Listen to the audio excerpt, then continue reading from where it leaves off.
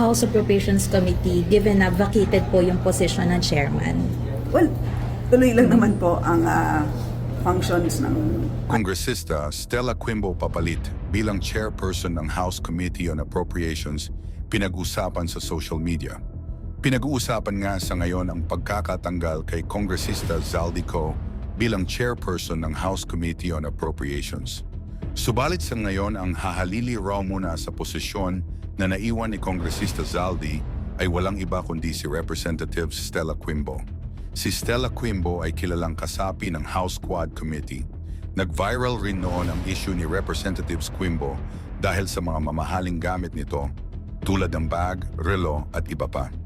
Marami ang nagtaka kung bakit si Stella Quimbo ang papalit sa kanya. Ang ibang netizens galit na galit dahil sa kredibilidad ni Stella Quimbo. Marami raw ang hindi sang-ayon sa pagpalit nito bilang chairperson ng Committee on Appropriations. Alam naman natin na isa si Stella Quimbo sa mga opposition na galit sa mga Duterte.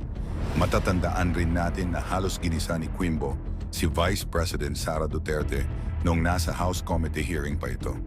Iba't iba naman ang reaction ng mga netizens sa nangyaring pagpapalit ng chairperson.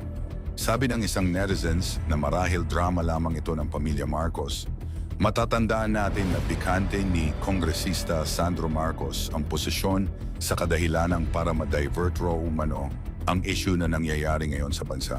Bakit sa dami ng pwedeng ipalit, si Stella Quimbo pa galit na sabi ng mga netizens. Samantala, nilinaw naman ni House Secretary General Reginald Velasco na hindi si Marikina Representative Stella Quimbo ang bagong chairperson ng House Committee on Appropriations, kapalit ni Ako Bicol Party List Representatives Elizalde Comain. Aniya, batay sa panuntunan, magsisilbi lamang si Quimbo na acting leader ng komite bilang siya ang pangalawang pinakamataas na opisyal ng Appropriations Committee.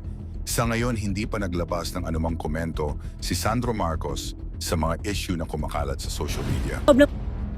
tuloy lang naman po ang Mangyayari sa House Appropriations Committee given na vacated po yung position ng chairman?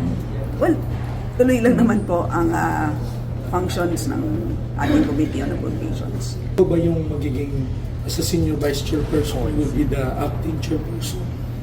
So, I was advised by the leadership na I am to ensure that our Committee on Appropriations will continue to function as before. Mangyayari sa House Appropriations Committee given na vacated po yung position ng chairman?